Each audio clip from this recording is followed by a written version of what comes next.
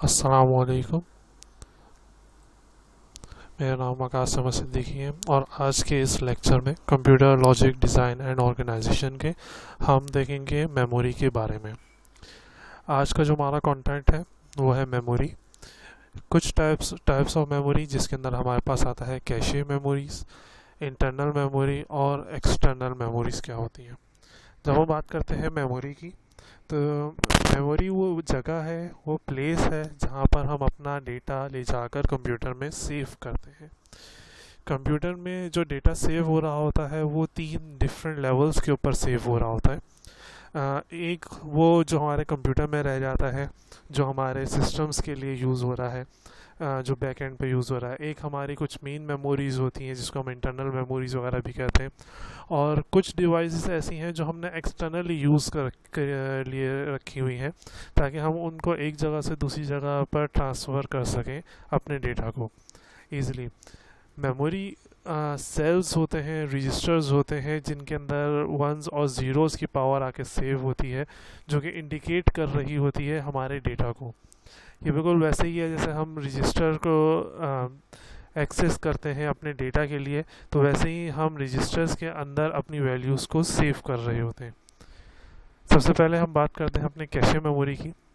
जब हम बात करते हैं कैशे मेमोरी की कैरेक्टरिस्टिक्स की कि क्या क्या चीज़ें हैं जहाँ पे ये कैशे मेमोरी यूज़ होती है या पाए जा सकती है, तो उसके अंदर सबसे पहली चीज़ आती है जो कैरेक्टरिस्टिक के अंदर इसकी, वो है लोकेशन। फिर हम बात करेंगे इसकी कैपेसिटी के बारे में, unit of transfer, access method, performance of physical types के बारे में। कैशे मेमोरी वो मेमोरी है जो हमारी मेन मेमोरी और हमारे इनपुट्स के दरमियान में, या मेन मेमोरी और जो डेटा एक्सेस कर रहा होता है उसके दरमियान में होती है। इसका काम ये होता है कि ये कुछ हिस्सा, कुछ इम्पॉर्टेंट हिस्सा या वो प्रोग्राम्स जो बहुत ज़्यादा यूज़ होते हैं या जिनको बाय डिफ़ॉल्ट यूज़ करना होता है हमने, उनको अपने अंदर सेव रखें ताकि टाइम की सेवेज रहे।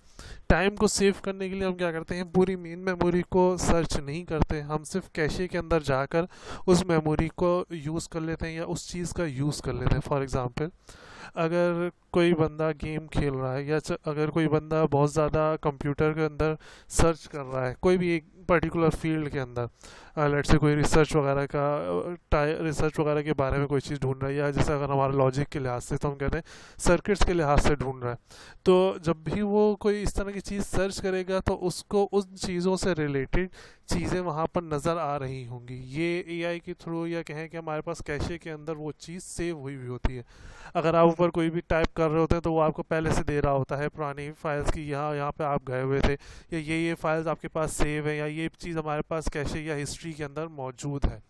वैसे ही हमारा कंप्यूटर भी वर्क कर रहा होता है। जैसे हम अगर बहुत ज़्यादा कोई वर्ड की फ़ाइल या कोई दूसरी इस तरह की फाइल्स यूज़ कर रहे हो, तो वो हर प्रोग्राम के अंदर वो मखसूस डेटा जो है अपने पास सेव कर लेता है। अगर ये प्रोग्राम ओपन करा तो इसके अंदर से ये चीज़ मुझे प्रोवाइड करनी है एट दैट टाइम।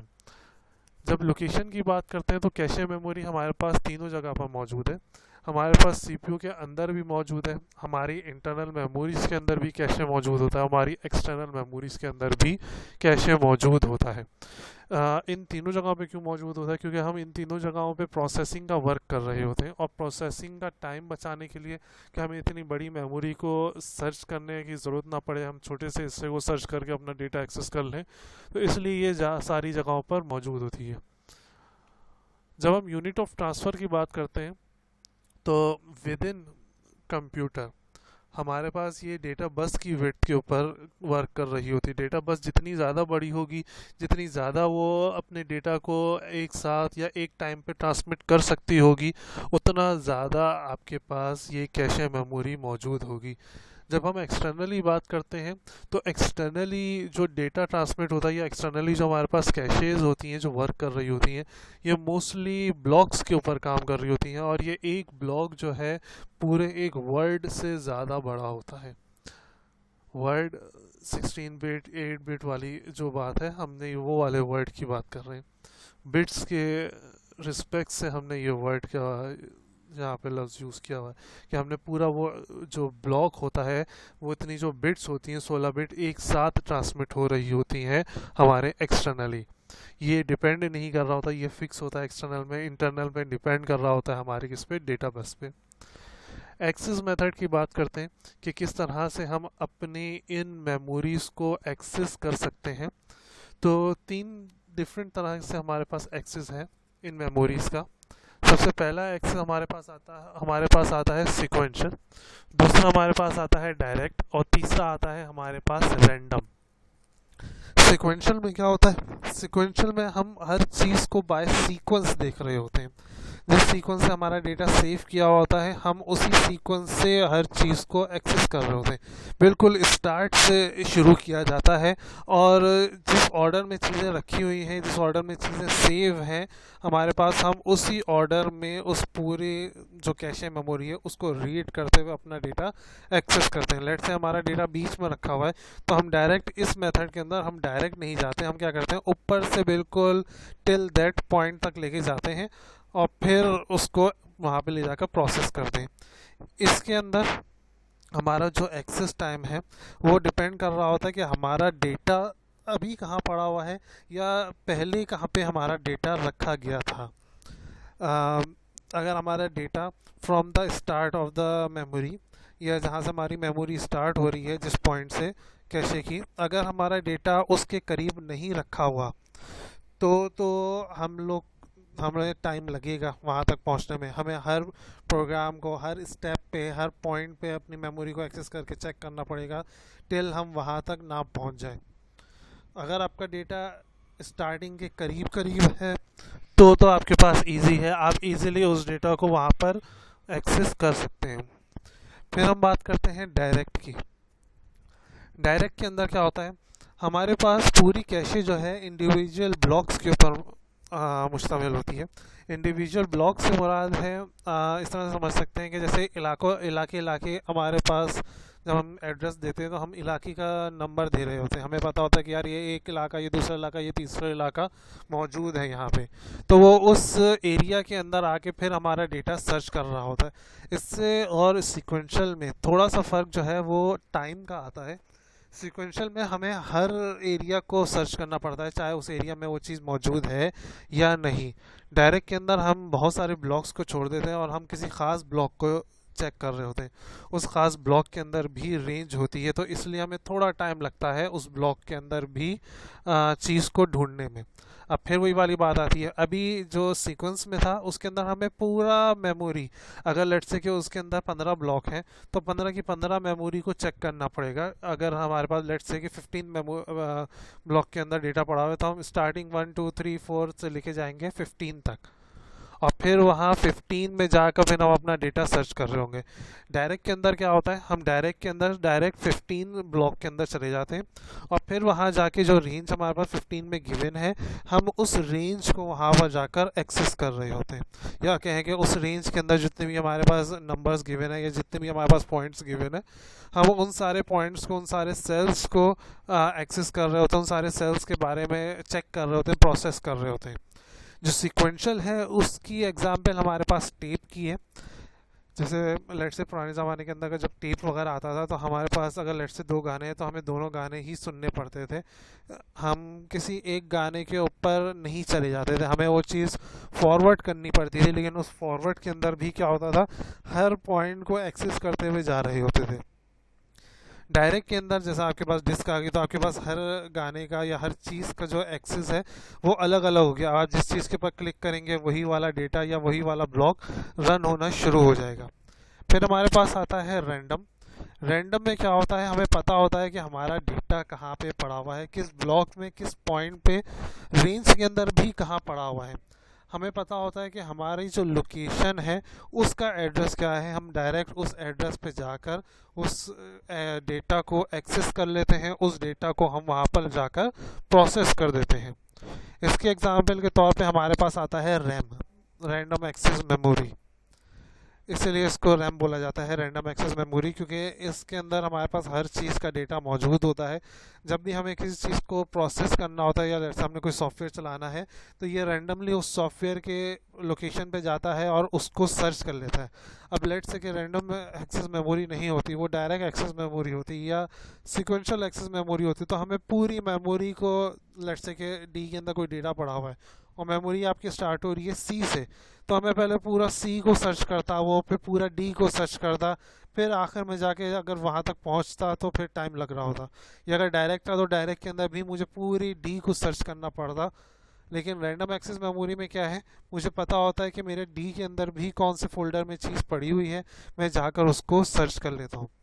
अगर इसी चीज़ की एग्जाम्पल तीनों की कंप्यूटर के लिहाज से देखें तो सीक्वेंशियल आपके पास इस तरह से है कि लेट से आपको नहीं पता कि आपका डेटा कहाँ पड़ा हुआ है, आप सर्च में गए और आपने सर्च में जाके उस डेटा का लेट से नाम लिख दिया। अब वो सर्च क्या करेगा, आपका सी भी चेक करेगा, आपका माई डॉक्यूमेंट भी चेक करेगा, आपका डेस्कटॉप भी चेक करेगा, डी ई एफ जितनी भी ड्राइव्स हैं वो सारी चेक करेगा। आपके पास जहाँ जहाँ पे डेटा रखते हैं आप, वीडियो की, पिक्चर्स के फोल्डर्स में, हर फोल्डर्स को हर जगह पर जाकर आपका वो डेटा सर्च कर रहा होगा। ये है आपके पास सिक्वेंशियल। डायरेक्ट में क्या है, अब डायरेक्ट में लेट से मुझे पता है कि मेरा डेटा जो पड़ा हुआ है डी में पड़ा हुआ है, लेकिन मुझे ये नहीं पता कि डी में कौन से फोल्डर में डेटा पड़ा हुआ है। तो मैं सी डी वगैरह के अंदर, सी के अंदर या कहीं डायरेक्ट सर्च के अंदर जाने से अच्छा है मैं कहाँ जाऊँगा, डी के अंदर, और फिर वहाँ जाके मैं अपने डेटा को सर्च कर लूँगा। इसलिए आप देखें जब आप सी के अंदर, डी के अंदर या ई के अंदर जाते हैं तो वहाँ पे भी ऊपर अलग से सर्च का ऑप्शन शो हो रहा है। या अगर आपने पुरानी विंडोज़ वगैरह यूज़ की है, एक्सपी वगैरह, तो उसके अंदर वो ऑप्शंस देता था कि आपको कौन से फोल्डर में या कौन सी ड्राइव में किस जगह पर आपने जाकर उसको सर्च करना है। अगर आप उसको सिर्फ सी सेलेक्ट करते तो वो सिर्फ सी को चेक करता था, सिर्फ डी को करते तो वो सिर्फ डी को चेक करता था। अगर आप कहते थे कि नहीं ऑल, तो फिर वो सारे फोल्डर्स को या सारी चीज़ों को अलग अलग सर्च करता था और आपको ऑप्शन दिया होता था कि जैसे ही आपको आपकी फ़ाइल नज़र आए आप फ़ौरन स्टॉप का बटन प्ले कर दें। रैंडम में क्या होता है, रैंडम में मुझे पता होता है कि मेरा डेटा कौन से ड्राइव के अंदर, कौन से फोल्डर में पड़ा हुआ है, मैं डायरेक्ट उस ड्राइव के अंदर या उस फोल्डर के अंदर चला जाता हूँ और फिर उस डेटा को ले जाकर प्रोसेस कर लेता हूँ या एक्सेस कर लेता हूँ। यहाँ पे जो बात कर रहे हैं हम एक्सेस या प्रोसेस की, तो एक्सेस या प्रोसेस ये हमारी कैशे मेमोरी नहीं करा रही होती, ये तो हमें सिर्फ मेमोरी का पता दे रही होती है। एक्सेस करने के लिए उस डेटा को प्रोसेस करने के लिए या उस डेटा को उठाने के लिए, चेक करने के लिए फिर हमारे पास दूसरे और चीज़ें आ रही होती हैं, जैसे ऑपरेशंस के अंदर, प्रोग्रामिंग के अंदर या प्रोसेसिंग का जो भी आपके पास पार्ट है, जो आपने उसके ऊपर फंक्शन अप्लाई करा है कि ऐड करना है, ओपन करना है, मूव करना है, जो भी, तो वो प्रोसेसिंग के लिए अलग से जो कोड चल रहा होगा बैक एंड पे, वो उस चीज़ को प्रोसेस करेगा। वो काम प्रोसेसिंग का जो है वो प्रोसेसर कर रहा होता है। फिर हम मेमोरी की अगर हायरार्की की बात करते हैं तो हमारी कैशे मेमोरी 3 हायरार्की के अंदर टूटी हुई है। पहली हायरार्की जो हमारी बिल्कुल, अगर हम ऊपर के व्यू से कंप्यूटर को देखते हैं तो या हम रिवर्स प्रोसेस में कंप्यूटर को देखते हैं तो हमारे पास सबसे नीचे जो होती है वो हमारे पास आ रहा होता है रजिस्टर्स। अगर आपने इससे लास्ट जो लेक्चर था कंप्यूटर ऑर्गेनाइजेशन वाला उसको आपने देखा हो, तो जो हमारे पास टॉप व्यू, मिडल व्यू या स्ट्रक्चर व्यू, सीपीयू व्यू वगैरह दिखाए थे, तो उसके अंदर जो सबसे लास्ट व्यू था उसके अंदर आपके पास आता है रजिस्टर्स। फिर रजिस्टर के ऊपर आपके पास आ रहा होता है आपकी रैम्स वगैरह, उस रैम के ऊपर आपके पास मेन मेमोरी वगैरह, और फिर उसके ऊपर आपके पास एक्सटर्नल ड्राइव्स वगैरह आ रही होती हैं। वैसे ही जो हमारी कैशे होती है वो 3 लेवल के ऊपर चल रही होती है। कैशे हमारे पास पाई जाती है सबसे पहले रजिस्टर्स में, जो कि सीपीयू के अंदर होती है, सेंट्रल प्रोसेसिंग यूनिट के अंदर होती है। इस सीपीयू के बाद फिर आपके पास आती है मेन मेमोरी या इंटरनल मेमोरी के अंदर। मेन मेमोरी या इंटरनल मेमोरी आपकी कौन सी होती हैं, जैसे आपके पास रैम हो गई, रोम हो गई, आपके पास आपकी हार्ड डिस्क वगैरह हो गई, ये आपके पास मेन मेमोरीज है। सही है, सीडी रोम वगैरह हो गई, सीडी राइडर वगैरह, ये चीज़ आपके पास मेन मेमोरीज में आ गई। फिर आपके पास आती है एक्सटर्नल मेमोरी। एक्सटर्नल मेमोरीज कौन सी होती हैं, वो मेमोरी जो आपके पास ऑफलाइन स्टोरेज है। अब ऑफलाइन स्टोरेज कौन सी होती हैं, ऑफलाइन स्टोरेज वो स्टोरेजेस हैं जो ऑफलाइन के बाद भी, या अगर आपका सिस्टम बंद है तो आप किसी दूसरे सिस्टम में लगा कर भी उसको यूज़ कर सकते हैं। जैसे आप अपने कंप्यूटर के रजिस्टर्स को निकाल कर कहीं और यूज़ नहीं कर सकते, लाइक उसका जो डेटा उसके अंदर स्टोर है, आप अपने कंप्यूटर से वो रजिस्टर, ऐसा नहीं हो सकता कि आपने अपने कंप्यूटर से रजिस्टर्स निकाले, किसी दूसरे कंप्यूटर में लगाए और आपके जो कंप्यूटर के रजिस्टर जो वर्किंग कर रहे थे, जो उनके पास डेटा था, वही दूसरा कंप्यूटर के अंदर यूज़ होना शुरू हो जाए। ये जो आपके कंप्यूटर की रैम के अंदर जो भी प्रोसेसिंग है, जो भी डेटा मेमोरी के अंदर सेव हुआ था, वही दूसरे कंप्यूटर के अंदर जाके सेव हो जाए, ऐसा नहीं होता। लेकिन ऑफलाइन स्टोरेजेस में ऐसा हो सकता है, जैसे आपके पास सीडीज़ हो गई, आपके पास यूएसबीज़ हो गई, आजकल एक्सटर्नल डिवाइस आ रही हैं हमारे पास, ये ऑफलाइन स्टोरेजेस हैं। ऑफलाइन स्टोरेज से मुराद ये है कि वो डेटा जो आप एक जगह से दूसरी जगह पर इजीली ट्रांसमिट कर दें। इस इजीली ट्रांसमिट के अंदर क्या होता है, जो भी डेटा उस मेमोरी के अंदर सेव होता है वो दूसरी जगह जाकर भी चल रहा होगा। बाकी दो मेमोरीज़ को ऑफलाइन क्यों नहीं बोला हुआ, वो इसलिए नहीं बोला हुआ क्योंकि ये इंटरनली है, और अगर एक और ये ज़्यादा ये जो है ज़्यादा इम्पोर्टेंट हो सकती हैं। इसके अंदर आपके पास ऐसा डेटा हो सकता है जो आप चाहते हो किसी और के पास एक्सेस ना हो, जो हम अपना डेटा नॉर्मली अपने कंप्यूटर्स वगैरह के अंदर पासवर्ड के अंदर रख रहे होते हैं। एक्सटर्नल के अंदर जाहिर सी बात है, अगर हमें किसी और को हमने कोई चीज़ देनी है तो हम उसको वही डेटा देंगे जो हमारे लिहाज से इतना ज़्यादा इम्पोर्टेंट नहीं है, या वो डेटा नहीं है जो हम दूसरों से छुपाना चाह रहे हो। फिर हम बात करते हैं अपने कैशे की परफॉर्मेंस के ऊपर। कैशे की परफॉर्मेंस को चेक करने के लिए हमारे पास तीन पैरामीटर्स आते हैं। सबसे पहला आता है हमारे पास एक्सेस टाइम, फिर दूसरा पॉइंट आता है हमारे पास मेमोरी साइकिल टाइम, फिर तीसरा हमारे पास आता है ट्रांसफ़र रेट। जब हम बात करते हैं एक्सेस टाइम की, एक्सेस टाइम से मुराद है कि आप कितनी जल्दी, आपसे मुराद कि आपकी जो कैशे है या आपकी जो मेमोरी है वो कितनी जल्दी अपने डेटा को रिक्वायर्ड एड्रेस से एक्सेस कर ले, उठा ले।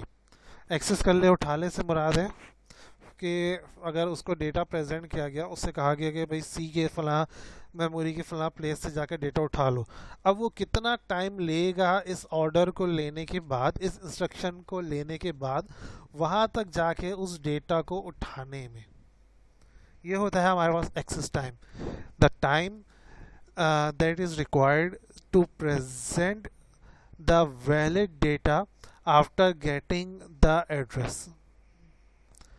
फिर हमारे पास आता है मेमोरी साइकिल। मेमोरी साइकिल बिल्कुल सेम वैसी जैसे क्लॉक होती है हमारे पास, पॉजिटिव और नेगेटिव। यहाँ पे हमारे पास जो मेमोरी साइकिल है वो ये है कि कितनी जल्दी वो इंस्ट्रक्शन एग्जीक्यूट करने के बाद वहाँ तक जाता है, उस डेटा को एक्सेस करता है, परफॉर्म करता है, और फिर वापस से अपनी दूसरी इंस्ट्रक्शन को लेने आ जाता है। ये आप मेमोरी साइकिल कह सकते हैं, या ऐसे भी कह सकते हैं कि आप वहाँ पे गया, डेटा उठाया, और डेटा रिकवर किया, डेटा उठाया, और फिर डेटा लेकर या जो भी प्रोसेस वगैरह करने के बाद वापस अपने इनिशियल स्टेज पर आ गया। तो ये वो टाइम होता है जो मेमोरी को चाहिए होता है किसी भी फंक्शन को परफॉर्म करने के लिए, और ये कहें कि ये वो टाइम पीरियड है जो किसी भी कैशे को चाहिए ताकि वो दूसरी इंस्ट्रक्शन प्रोसेस कर सके। जितना कम ये टाइम होगा उतनी ज़्यादा आपके पास कैशे मेमोरी अच्छी होगी। जाहिर सी बात है, अगर आप जितनी जल्दी एक डेटा को एक्सेस कर लेंगे, प्रोसेस कर लेंगे, और फिर दोबारा से दूसरी इंस्ट्रक्शन को प्रोसेस करेंगे, उतना ज़्यादा आपके पास अच्छी परफॉर्मेंस आ रही होगी।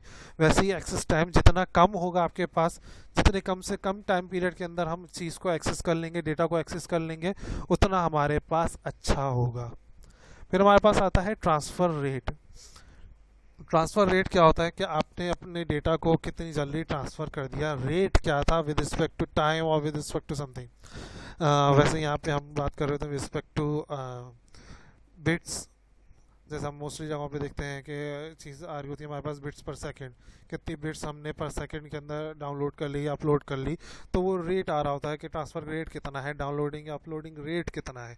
वैसे ही जब हम मेमोरी की बात करते हैं, उसकी एक्सेसिंग या परफॉर्मेंस की बात करते हैं, तो हम देख रहे होते हैं कि उसको कितना रेट या कितना टाइम सेकेंड्स वगैरह चाहिए। इसकी डेफिनेशन के लिए ये है कि ये है rate at which data can be moved.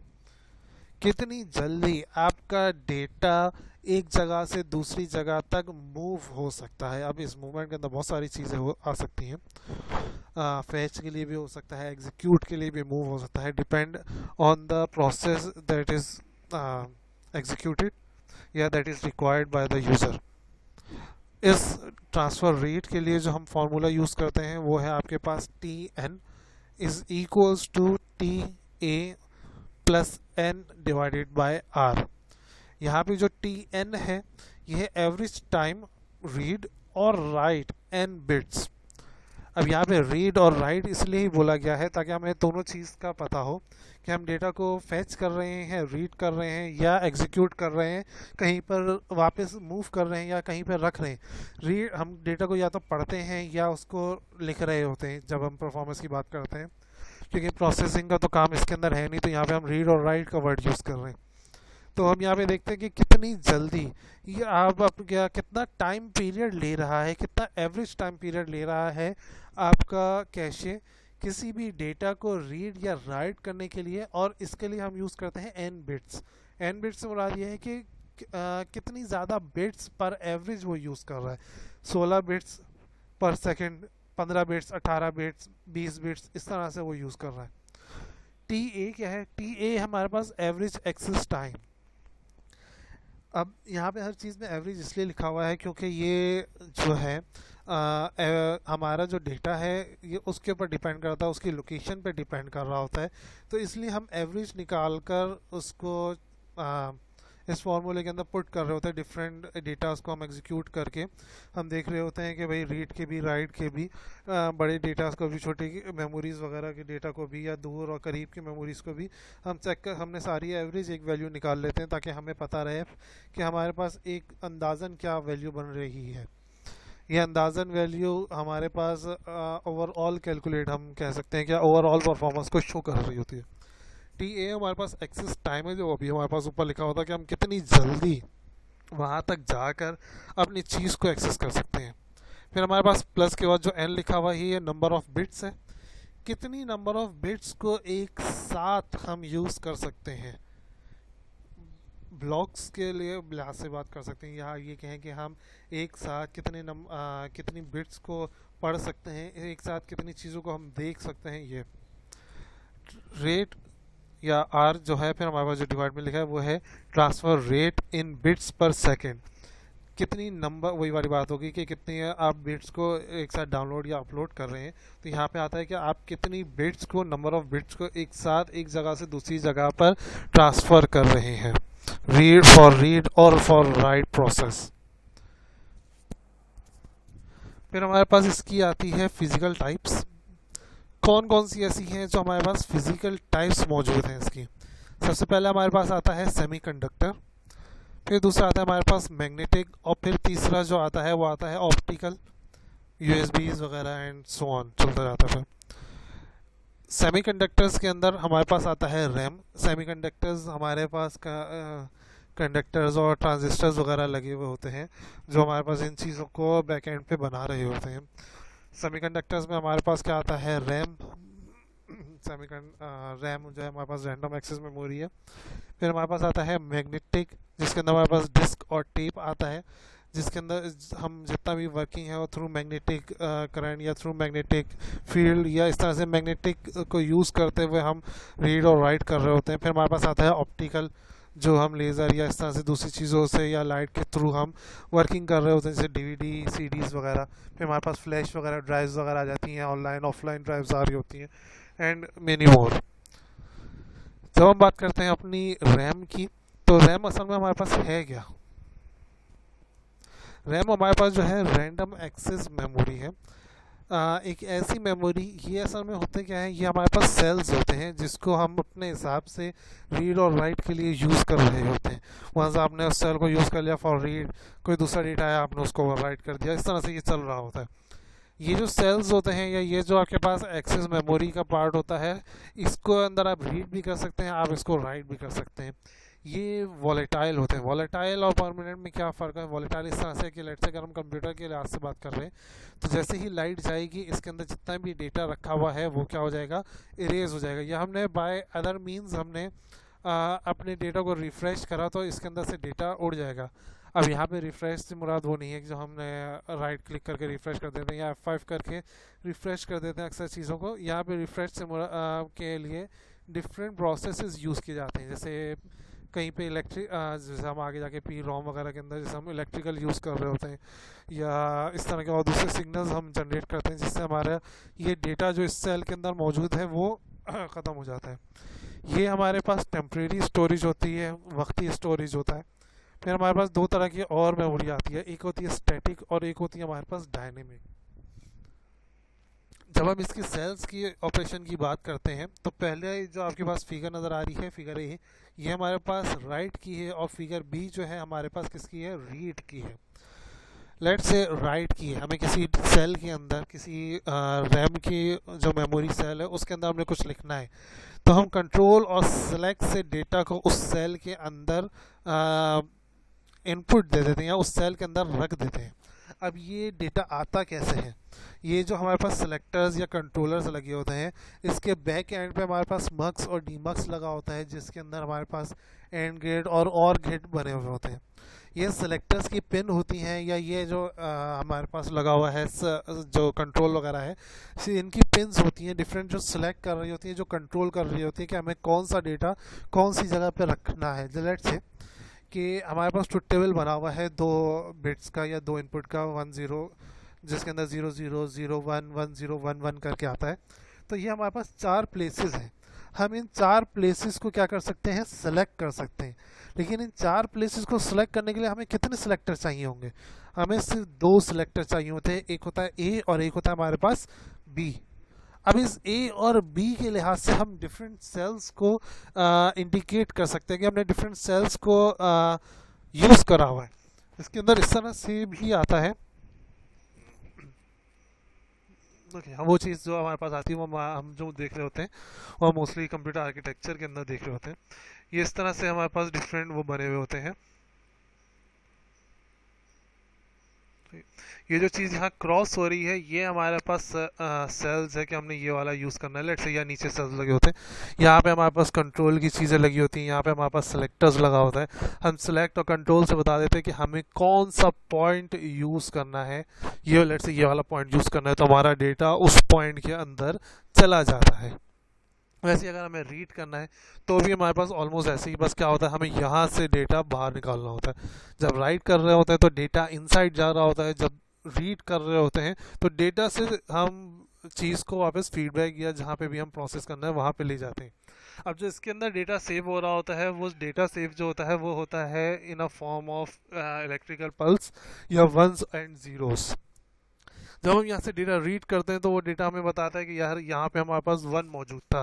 फिर हम अब जाके या वो जो भी प्रोग्राम है वो जाके देख लेता है कि उस 1 का उस मेमोरी में होने का मतलब क्या है, कौन सी चीज़ को इंडिकेट कर रहा है वो सेल अगर 1 है तो।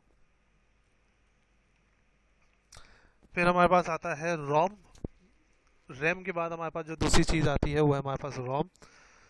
रोम जो है random only read only memory, ये हमारे पास परमानेंट मेमोरी होती है। ये परमानेंट मेमोरी होती है। इन मेमोरीज के अंदर हम मोस्टली वो डेटा रखते हैं जो हम चाहते हैं कि ना उड़े, जैसे स्टार्टिंग की बायोस वगैरह और दूसरी इस तरह की चीज़ें। परमानेंट मेमोरीज जो है नॉन वॉलेटाइल होती हैं, अगर लाइट चली भी जाए तो इसके अंदर वो डेटा रहता है अनटिल अनलेस कि ये किसी दूसरी वजह से करप्ट ना हो जाए। इसके अंदर जो हमारे पास आती है वो माइक्रो प्रोग्रामिंग आती है, जो आप अपने माइक्रो प्रोसेसर की प्रोग्रामिंग या दूसरे जो प्रोग्रामिंग उसके अंदर देख रहे होंगे।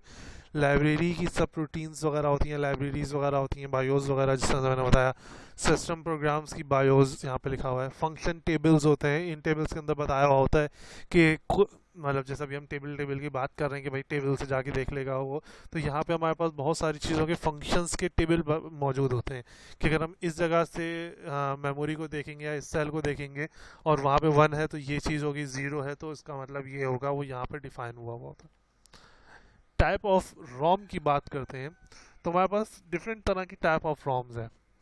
ये टाइप ऑफ रोम जो है या ये जो हमने डिस्टिंग्विश किया हुआ है रोम्स को, ये with respect to read write के हवाले से किया हुआ है।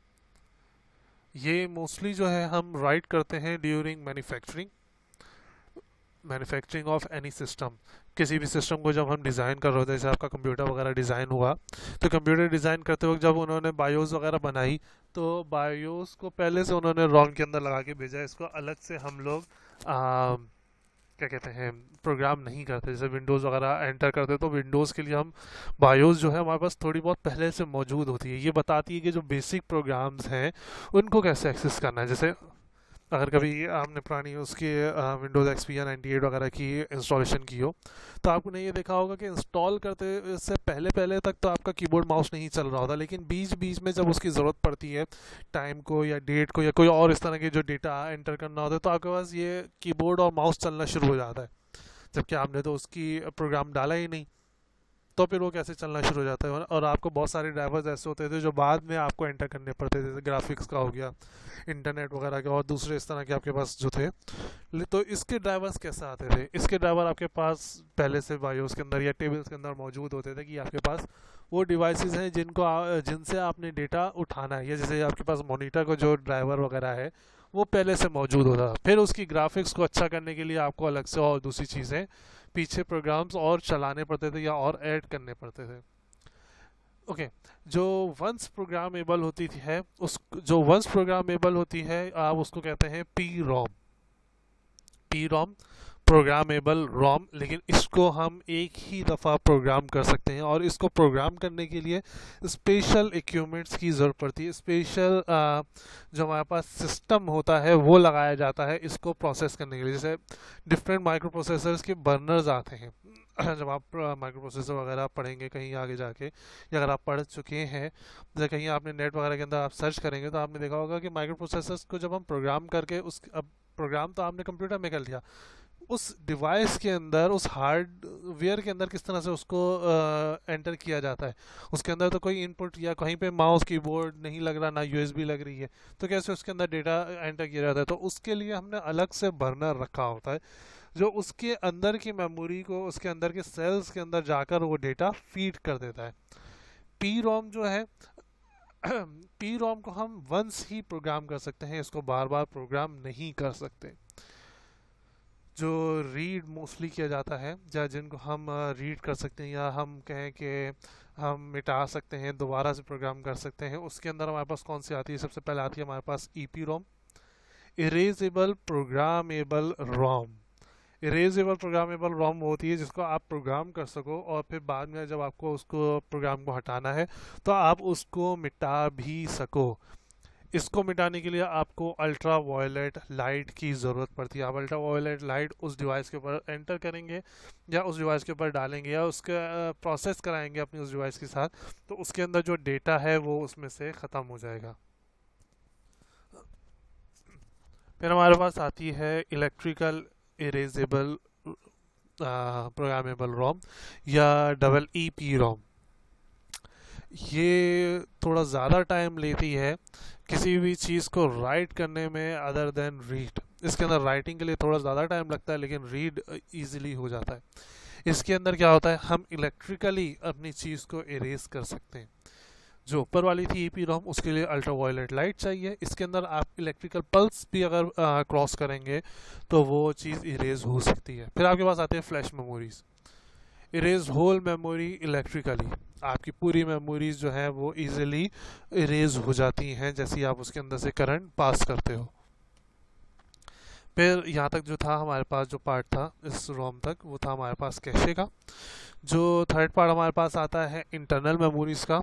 उसके अंदर हम देखेंगे कौन कौन से हमारे पास इंटरनल मेमोरीज होती हैं। इंटरनल मेमोरीज से मुराद है कि वो मेन मेमोरीज या वो मेमोरीज जो हम इंटरनली अपने कंप्यूटर्स के अंदर यूज़ कर रहे होते हैं। कैशे क्योंकि हमारे पास ऑलमोस्ट तीनों जगह पर मौजूद होती है, इसलिए हमने, अगर आप जो यहाँ पे देखेंगे इंटरनल और एक्सटर्नल में, मोस्ट ऑफ द पार्ट हम उस कैशे के अंदर कवर कर चुके हैं। जब हम इसकी बात करते हैं इंटरनल मेमोरी की, तो इसके अंदर हमारे पास आता है सेमीकंडक्टर मेमोरी टाइप्स, जिसके अंदर हमारे पास डिफरेंट तरह की चीज़ें आती हैं। रैम है, रोम्स हैं, फ्लैश मेमोरीज हैं, जो अभी हमने लास्ट कुछ स्लाइड्स में देखा है। अब इसी की हमने यहाँ पे मेमोरी टाइप और उनकी कैटेगरी में डिफाइन की हुई है कि उनके अंदर हम कौन कौन से फंक्शन कर सकते हैं। रैम के अंदर हम रीड राइट का कैटेगरी के अंदर आता है, लेकिन हम इसको राइट एक ही दफ़ा, सॉरी, इसको हम राइट डिफरेंट टाइम्स में कर सकते हैं। रोम और पी रोम ओनली रीड के लिए यूज़ होता है, ये वंस प्रोग्राम होता है, इसके बाद इसको हम दोबारा से प्रोग्राम नहीं कर सकते। बाकी जो आपके पास हैं ईपी रोम, डबल ईपी रोम, फ्लैश मेमोरी, ये रीड मोस्टली के लिए यूज़ होता है, लेकिन हम इसको राइट भी कर सकते हैं। अब इसकी बात करते हैं, अगर हमें इसको इरेज करना है तो हमें क्या करना है। रैम के लिए इलेक्ट्रिकल या बाइट लेवल का अगर आपने कोई सिग्नल दिया, बाइट लेवल से मुराद ये है कि अगर आपने उन पिंस को करंट प्रोवाइड करा तो भी वो उसके अंदर से डेटा इरेज हो जाएगा। ऐसा नहीं कि पता चला आप लोग रैम ओपन करके उसके अंदर पिंस को करंट देना शुरू कर दें। ये एक जस्ट बताने के लिए बात थी कि इस तरह की जो डिवाइसेस हैं उसकी अगर आप पिंस के ऊपर करंट प्रोवाइड करते हैं या कोई भी एक साइकिल या एक हाई पल्स देते हैं तो उसका डेटा रिवर्स हो जाता है, उसका डेटा इरेज हो जाता है। जो रोम है और पी रोम है, वंस आपने उसको राइट कर दिया उसके बाद आप उसको इरेज नहीं कर सकते। पी रोम के लिए आपको अल्ट्रा वायलेट लाइट चाहिए और चिप लेवल पे आपको उसको अप्लाई करना पड़ेगा। ई पी रोम जो है उसके अंदर इलेक्ट्रिकली आपको पल्स देनी है और बाइट लेवल के ऊपर आपने देना होता है। फ्लैश मेमोरी के अंदर आप ब्लॉक लेवल पे इलेक्ट्रिकली पल्स प्रोवाइड करते हो। ये था आपके पास इरेज के लिए। अब राइट की अगर बात करते हैं तो जो आपके पास रैम है वो इलेक्ट्रिकली राइट होती है, और रैम जो है इलेक्ट्रिकली राइट होती है। रोम जो है आपके पास मास्क से होती है, हमें उसको मास्किंग करनी पड़ रही होती है। बाकी जो आपके पास रोम है, P ROM, E P ROM, double E P ROM, flash, ये सारे आपके पास इलेक्ट्रिकली राइट होती है। अब अगर बात करते हैं वॉलेटाइल की कि लाइट के साथ साथ रहेगी या अगर हमने स्विच ऑफ कर दिया तो रहेगी या नहीं, तो सिर्फ रैम ऐसी है जो वॉलेटाइल है, जो जब तक मौजूद है, जब तक उसके अंदर आप वर्किंग कर रहे हैं या जब तक करंट मौजूद है, जैसे ही आपके पास लाइट जाएगी या उसकी वर्किंग स्टॉप होगी, वो ऑफ होगा, उसकी जो मेमोरी है वो इरेज हो जाएगी। बाकी सब नॉन वॉलेटाइल है। अगर लाइट चली भी गई तो उसके अंदर डेटा मौजूद होगा, आपको इसका डेटा हटाने के लिए इरेजेबल मेजर्स को यूज़ करना पड़ेगा। फिर इसके बाद हमारे पास जो लास्ट टॉपिक था वो आता है एक्सटर्नल मेमोरीज का। एक्सटर्नल मेमोरीज वो मेमोरीज होती हैं जो आप अपने कंप्यूटर से बाहर यूज़ कर रहे होते हो, या आप कहो कि कंप्यूटर से बाहर आप उसको एक्सेस कर सकते हो या लेकर जा सकते हो, जिसके अंदर आपके पास डिफरेंट तरह की चीज़ आती हैं। मैग्नेटिक डिस्क आती हैं आपके पास ऑप्टिकल्स आते हैं, ऑप्टिकल टेप या ऑप्टिकल डिस्क वगैरह जो आती हैं, आपके पास मैग्नेटिक टेप्स आते हैं। इसके बाद आपके पास यूएसबीज वगैरह, आपके पास एक्सटर्नल ड्राइव्स वगैरह, ये सारी चीज़ें आजकल हम यूज़ कर रहे हैं। खैर आजकल तो ज़्यादातर हमारे पास क्लाउड के ऊपर चीज़ें जाना शुरू हो गई हैं, लेकिन इनका भी यूज़ अभी एंड नहीं हुआ है मोस्ट ऑफ द थिंग्स का। मैग्नेटिक डिस्क जो है आप मैग्नेटिकली यूज़ कर रहे होते हो, जिसके अंदर रेड होता है और रिमूवेबल्स होती हैं। रेड आपके पास डिफरेंट लेवल्स होते हैं, RAID 0, RAID 1, RAID 2, RAID 3, RAID 4, RAID 5, जिनके अंदर हम अपना data according to the usage हम रख रहे होते हैं। फिर आपके पास आती है ऑप्टिकल, जो कि आपकी करंट या कहें कि लाइट के थ्रू चल रही होती है, जिसके अंदर आपके पास सीडीज़ वगैरह आ जाती हैं, डीवीडीज़ आ जाती हैं, सीडी रीड राइट आ जाती हैं, डिफरेंट तरह के आपके पास इस तरह की चीज़ें मौजूद होती हैं। फिर मैग्नेटिक टेप्स आ जाते हैं, जो पुराने ज़माने के अंदर टेप्स वगैरह हमारे पास यूज़ होती हैं, जिसके अंदर मैग्नेटिक एक स्ट्रिप लगी होती थी, उस मैग्नेटिक स्ट्रिप के ऊपर सॉल्यूशन लगा होता था जिसको हम पढ़ रहे होते थे। आज के लेक्चर में हमारे पास यहीं तक था। हमने जो आज के लेक्चर के अंदर डेटा यूज़ किया है वो यूज़ किया है William Stalling computer organisation and architecture 7th edition में से उठाया है। कैशे मेमोरी का पार्ट जो है वो हमने उठाया है इसके चैप्टर 4 से। इंटरनल मेमोरी का जो काम है वो आपको मिल सकता है चैप्टर 5 पे, और एक्सटर्नल मेमोरी का जो काम है वो आपको मिल सकता है चैप्टर 6 में। और ये सारे जो चीज़ें हैं आपको अवेलेबल हैं ईजिली ऑन गूगल और on different forms like this. आपको ये इजीली अवेलेबल है स्लाइड शेयर्स वगैरह के ऊपर, और डिफरेंट जगहों पे आपको ये पीपीटी और पीडीएफ दोनों फॉर्मेट के अंदर मिल जाएगा।